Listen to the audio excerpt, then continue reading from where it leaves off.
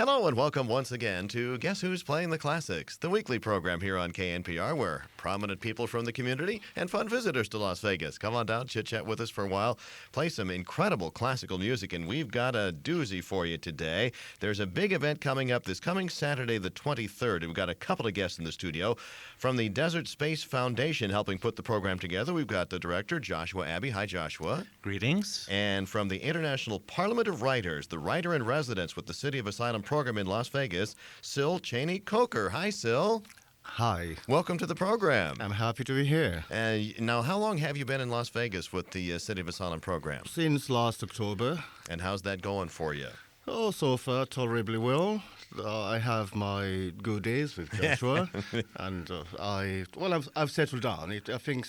Initially things were a bit difficult, but so far so good. I'm guessing there are listeners who are not sure what the City of Asylum program is. Does either one of you want to tell the listeners what that's about and what the writer-in-residence portion of that program is about? Well, it all started when Salman Rushdie got into trouble with the Ayatollah Khomeini. I'm sure many people remember. Oh, yeah. And immediately after, the city of Strasbourg in Austria offered to host Rushdie as a writer in exile. Rushdie turned down the offer, but from that nascent beginning grew this enormous program whereby troublesome writers like myself and many other writers are taken to various cities around Europe initially and lately North America.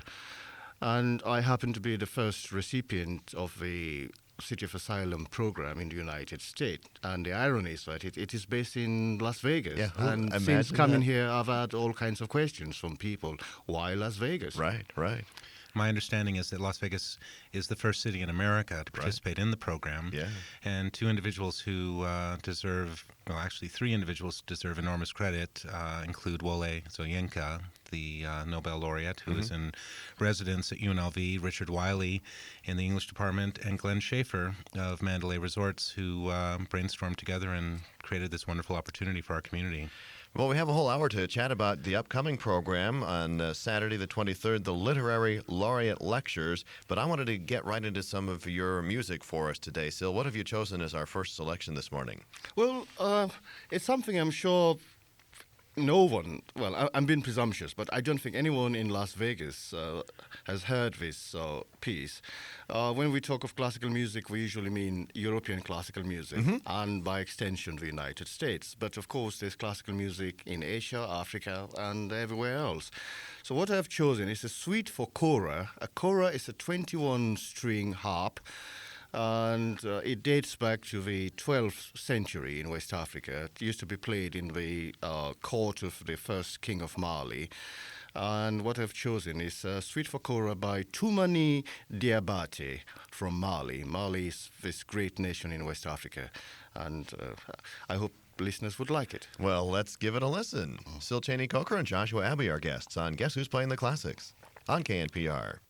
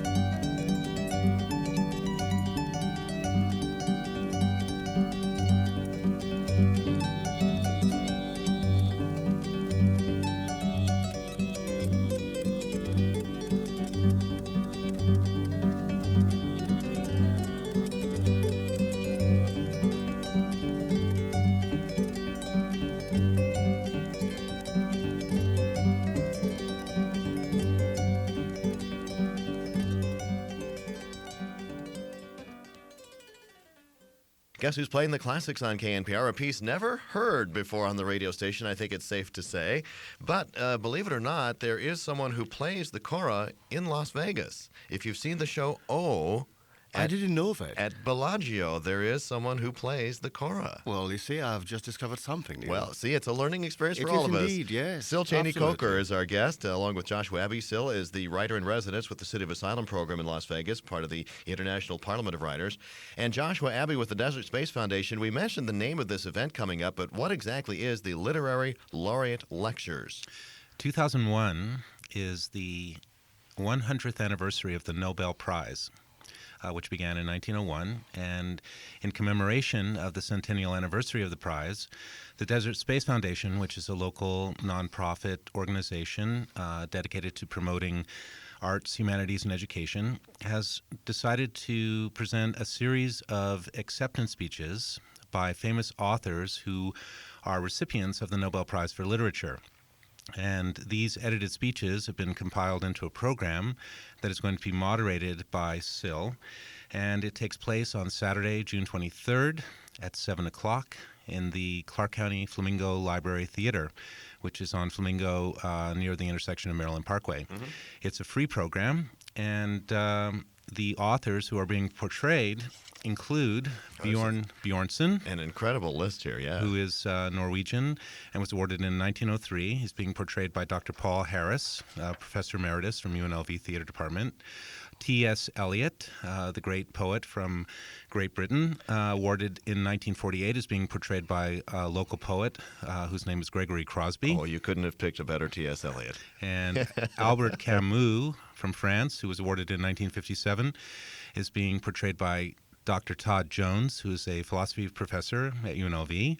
John Steinbeck, USA, 1962, is actually being portrayed by my brother, Aaron Abbey, who is a local dancer and classical guitarist, All right. and now is re-entering the realm of acting. Pablo Neruda will follow, who's awarded in 1971 and being portrayed by yet another classical guitarist locally, whose name is Ricardo Cobo. There's a conspiracy here, I think, Josh. And Isaac Singer, born in Poland, who immigrated to the U.S., also a writer in exile, was awarded in 1978 and is being portrayed by KNPR's very own David Figler. Oh, boy. It ain't necessarily so. And then we continue with Toni Morrison, the great African-American writer, who was awarded in 1993. Mm-hmm. She's being portrayed by Kim Russell. Oh, she's incredible with the House of Blues Foundation. Is with the House of Blues Foundation, actually is a performer of historical figures. And then we move to Wisława Szymborska, who is a Polish woman poet, awarded in 1996, and she's being portrayed by Deborah Cohen, another local poet. Mm-hmm. And we end with Gao Jingzhan, who is the most recent recipient of the Nobel Prize, originally from China, also a writer in exile living in France. And his speech is being portrayed by Tim Wong, who is a local businessman and board member of the Library District. Excellent. Well, now that we've had a chance to digest all of that, we wanted to move on to some more classical music, and we'll talk more in our next chat segment about specifically what these performers are going to be doing. You mentioned that they're doing edited versions of their acceptance speeches, the actual speeches as they were given. Mm-hmm. That'll be a neat night. Which are truly inspired and very, very beautiful testimonies to the art of literature. Yeah, I'm going to be looking forward to that. In the meantime, it looks like, Syl, are you a fan of Leontine Price? Is that the deal here? Well, I am. Oh, good. Yes. What have you chosen of hers? Well, it's an aria from Carl Maria von Weber's Die Freischütz. And as you know, this is an opera about German daily life, of peasant songs, huntsmen, choruses, etc., etc. And the reason why I chose this one is because Leontine Price is famous for her warm, husky voice. Well, anyone who's listened to Il Trovatore knows what I'm talking about. You know, I mean, if angels could sing, they'll probably sound like Leontine Price. Good. You know, and in this extract, I think that her voice is just warm. You know, brown, husky, you know, just gloriously divine. That's great. We've got Syl Cheney-Coker and Joshua Abbey, our guests on Guess Who's Playing the Classics on KNPR.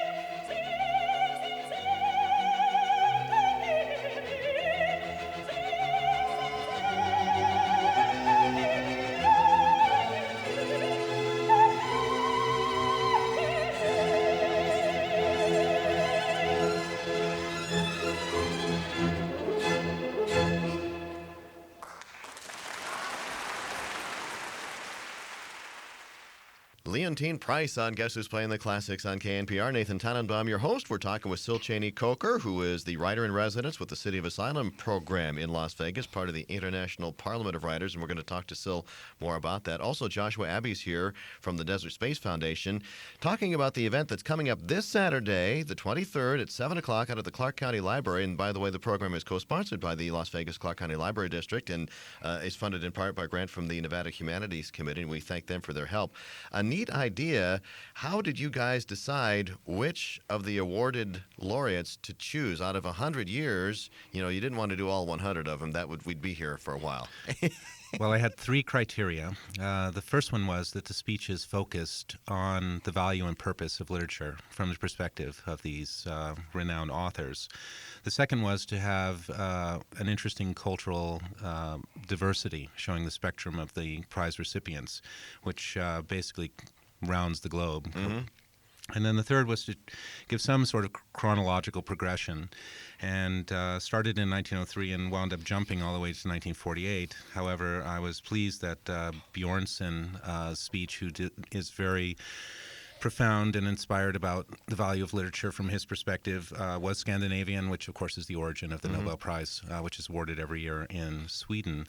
And the centennial anniversary is not really being promoted in the United States like it is the rest of the world. The Smithsonian Institute is doing an exhibit, and there's going to be a gathering of California resident laureates in Stanford later in the year.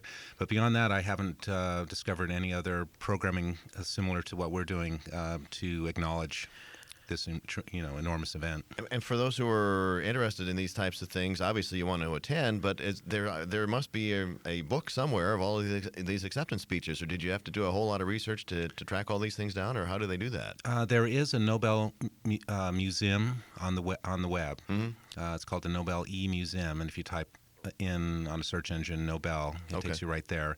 And there is a Nobel literary library as well, but it only goes up into the mid-'80s, that has the speeches in their entirety.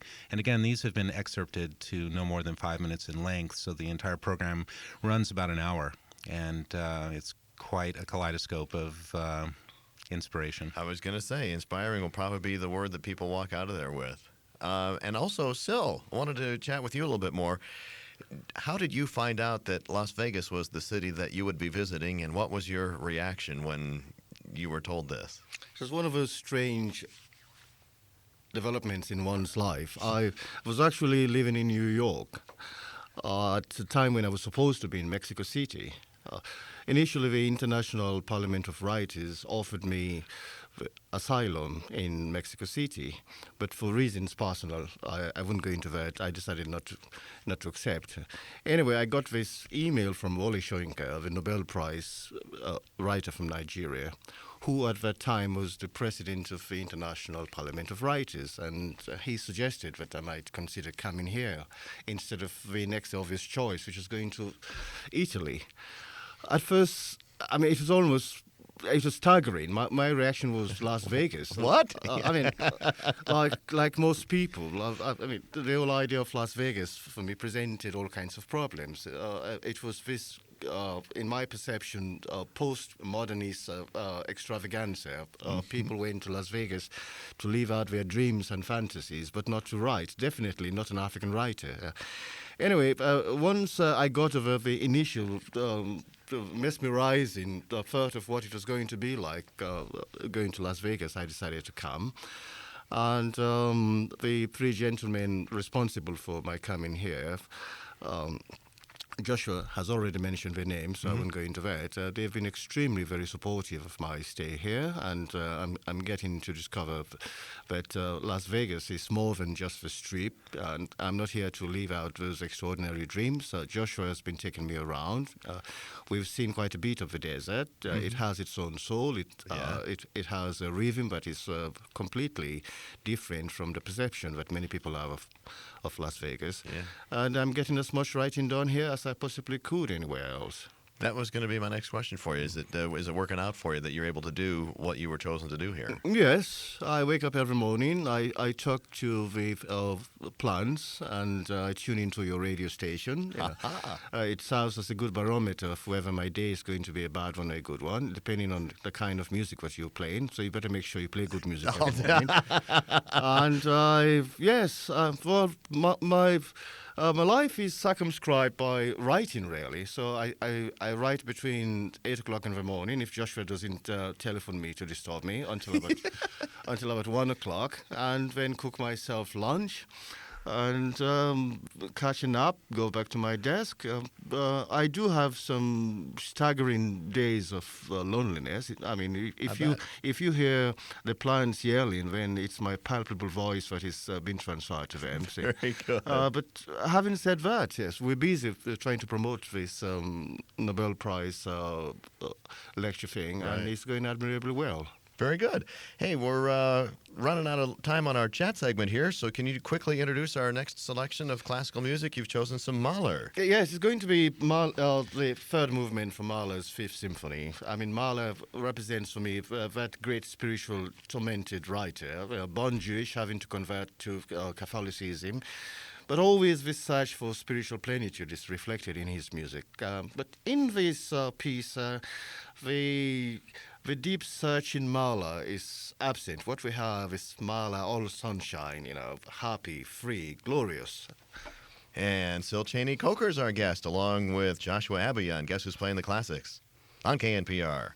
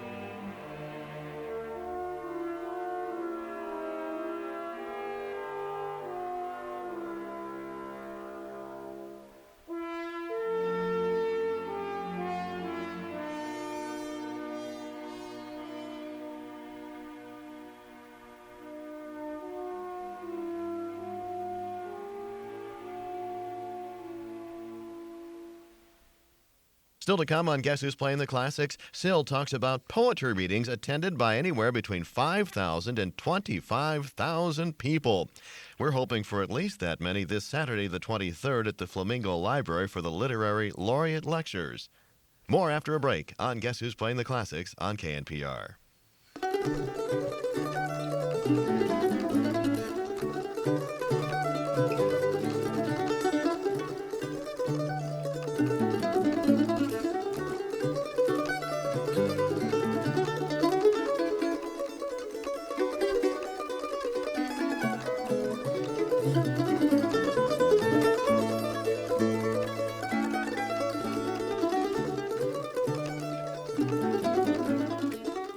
Syl Cheney-Coker is our guest, along with Joshua Abbey. Syl, if you're just tuning in, is the writer-in-residence with the City of Asylums program here in Las Vegas, part of the International Parliament of Writers. And we were explaining to folks what the program was about and how you were chosen to come here. But I understand that you don't spend all of your time in Las Vegas, that since you've been here, you made an overseas trip again. Yes, I've just come back from Medellin, Colombia, and don't ask me why Medellin, except that I didn't go there to talk to the drugs barons. Well, good for you. I went there because the largest poetry festival anywhere in the world, believe it or not, is held in Medellin every year. And this We're learning year, something too. yes, this year was the 11th anniversary of the poetry festival. It brings together poets from around the world. And in this instance, I think there must have been about 105 poets. And all of the poems had been translated into Spanish. And we read in front of enormous crowds. I've been in the Soviet Union where, if I remember, 25 to 30,000 people turned out to listen to poets. But this is only the second time in my life that I've seen crowds ranging from as little as 1,000 to as large as 7,000 turning out in amphitheaters, in libraries to listen to poets. And the reception was just fantastic. Poetry means a lot to Latin Americans because of the whole history of conquest and struggle is expressed in the writings of major Latin American writers like Pablo Neruda and Borges and Octavio Paz of Mexico. So there's this deep love of poetry among Latin Americans, and we were enormously gratified, those of us visiting Colombia, to see this turnout. And it was quite exhilarating to be so deeply appreciated, especially coming from an English-speaking world background where poetry is to be studied, not appreciated, not loved, not sung, and what have you. And how long did the convention last? Lasted 2 weeks. Wow. Yes. That's a lot of poetry. It's a lot of poetry. Well, you've got 102 poets, so it was. It is the Medellin Poetry Festival, but we went to other cities. We were taken to various parts of Colombia, to see what the country looks like, and stunningly beautiful, gorgeous mountains. But at the same time, to give people outside of Medellin the chance to listen to as many voices from around the world as possible. Is Spanish a language that you are familiar with? No, I'm afraid not. I know a few words in Spanish, but don't ask me to repeat them. Otherwise, you wouldn't invite me second time round to your studio. Well, and how did it go for you then to present your poetry in Spanish? Well, as I said earlier on, all the poems had been translated into Right. Spanish, the poet would read in his good. writing language, Good. whatever it was, the Hoodoo, German, Italian, French, or in my case, English, and then the poems will be translated into Spanish and read to the Colombian people. Excellent. Well, it had to be an uplifting experience for you. It was. Sil, It was. can you share with the audience some of your titles of your collections of poems? Although they're difficult to find in Las Vegas, perhaps if they're interested, they can seek them out. I've published 3 books of poems. I'm preparing a 4th book of poems. The first one was Concerto for an Exile. The second one is The Blood in the Desert's Eye. The third one is The Graveyard Also Has Teeth. And the one I'm doing now is called Stone Child. And that has to do with the fact that in Sierra Leone, the gemstone diamond, which is loved by women around the world, is causing all kinds of problems for Sierra Leoneans. Children are being killed, and a lot of people are being maimed because people want the diamonds, which they're going to sell to the diamond cartel, who in turn will buy guns and give to Sierra Leonean rebels to kill innocent people. Wow. And this latest volume reflects the tragedy, the enormous agony of the Sierra Leonean child being caught up as a victim and at the same time as a perpetrator of some of the most horrendous acts of savagery seen anywhere on the African continent. But Wow. I'm happy to say that it's slowly coming to an end. And I hope that come next year, things would have fizzled out to some kind of normalcy. Yeah, and I want to talk a little bit later on in the program about how someone can try to find your books, but we need to move on to your next selection of classical music for us today. And I understand we're going to hear a little Samuel Coleridge Taylor. Yes, and the reason being that Samuel Coleridge Taylor, very English-sounding composer, happens to have a father, Samuel Coleridge Taylor Sr., who came from Sierra Leone, Is the that country right? where I was born. Yes. Very good. Coleridge Taylor's father was an African doctor who went to England in the 19th century. Actually, he went to England to study medicine. After he qualified, settled there, married an English woman. But because of the familiar racism then and now, couldn't find employment, went back to Sierra Leone intending to send for his family. Never did because he couldn't find appropriate employment. And Samuel Coleridge Taylor, at a very early age, showed an aptitude for music, and he was a protege of Elgar's, Edward Elgar. And the choice of his quintet is, I think, very appropriate, a piece to show what a fantastic composer he was. An Afro-English composer, not an English composer. I like it. Yes. And we got the Scherzo movement with Harold Wright on the clarinet with the Hawthorne String Quartet. Still Cheney-Coker is our guest, along with Joshua Abbey on Guess Who's Playing the Classics on KNPR.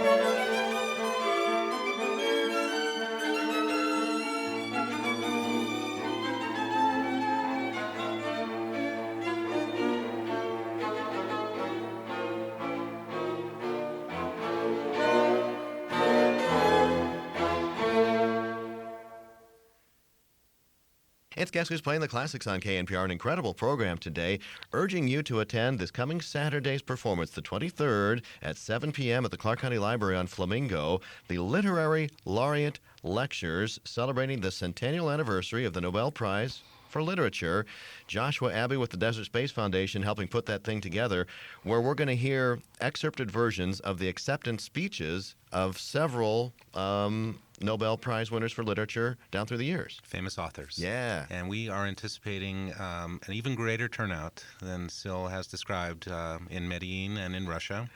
So it's we'll going to be quite overflowing, and we really encourage people to brace themselves for So we'll get 25,000 people into the Clark County Flamingo Theater Library. Yeah. for poetry. Are you ready for that, Sil? Then Las Vegas will become the real cultural center of the United States. Exactly. That's what we're expecting on Saturday. Actually, it really is. It should be a fabulous program. We hope that people do get their fannies in the seats down there. And remember, it's free. You can't beat that. And Sil, I wanted to talk a little bit more about being a writer in the International Parliament of Writers City of Asylum program. It's not something that you seek out, hey, I want to be in that program, but you become a part of that program because of what you write and what happens to you as a result of your writing. I understand that your life was in danger in Africa. Well, in some instances, a writer in an African or Latin American situation becomes more or less the conscience of a nation. I mean, you don't choose to become a spokesperson, Right. but you can't sit back and watch societies being torn apart by governments and military boys without saying something. There are times when the very act of being a writer presupposes that you become engaged, a writer in politics without being a politician. So you do tend to say the unsayable and ask questions which other people are not going to ask. Yes, you run the risk of losing your life. You run the risk of having your house looted, as in my case. On the day I decided to leave, we just witnessed the latest of our recurring coup d'etats and military insurrections. And after the soldiers came near my house and tried to break down the gate to get inside, I just felt it was about time I left. And it was a good thing I did, because the day after, they eventually got inside. I think I have a responsibility to write, given the choice of work that I do, which is to be at the forefront of humanity, to say to the Sierra Leonean people that there's got to be a life much more meaningful than this pitiless struggle between dictators and common people. There's got to be something to look forward to. I think I have a responsibility to be at the forefront of the discourse about where we're going to go next in terms of advancing a common universal humanity. And while I'm in exile, the 2 books I'm writing are going to reflect that responsibility. Well, you mentioned your book titles. Is it possible to find them in the United States and in Las Vegas? They are. They're becoming hard to find because Joshua had to go on the internet to get them. But I'm hoping that.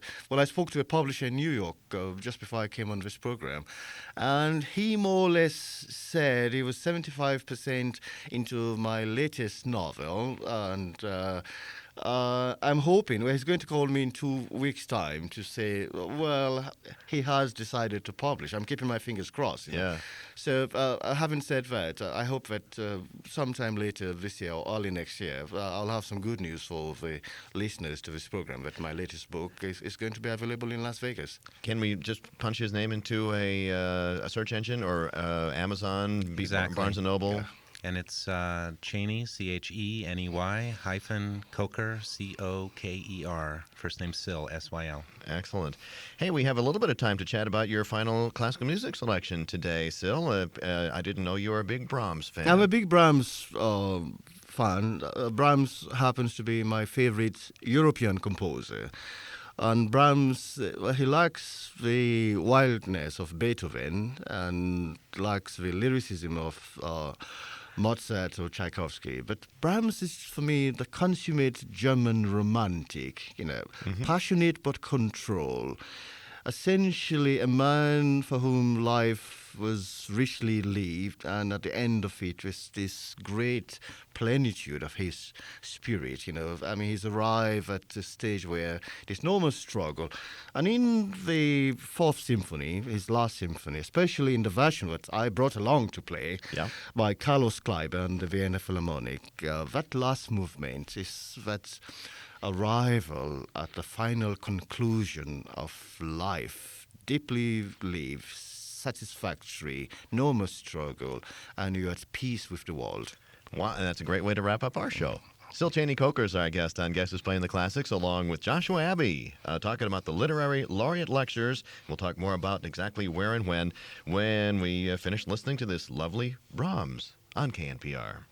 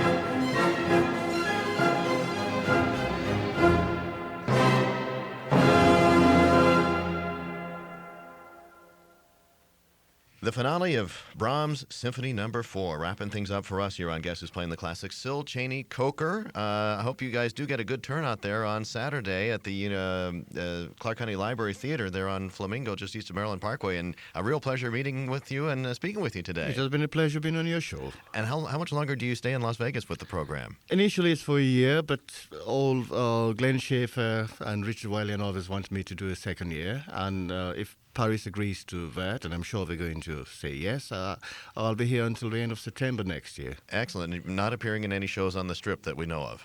Not at the moment. Something I might contemplate. Okay, very good. This is a show off the Strip.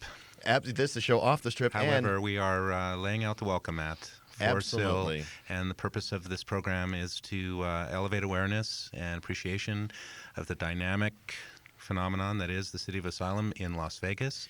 Truly. And the community coming to share in this experience will demonstrate tremendous support, and I encourage everyone to come and welcome Syl and embrace him into our community. I mean, because I don't know if people are aware of how enormous it is for Las Vegas to be part of this City of Asylum program. It is unreal. The first United States city to be chosen. Yeah. When you think that the other cities are major European cities, and of course Mexico City being the other one in North America. Yeah. But this is the first one in the United States. And I know that the participants in the Literary Laureates program, the writers and poets and community leaders who are involved, are very excited to help integrate City of Asylum.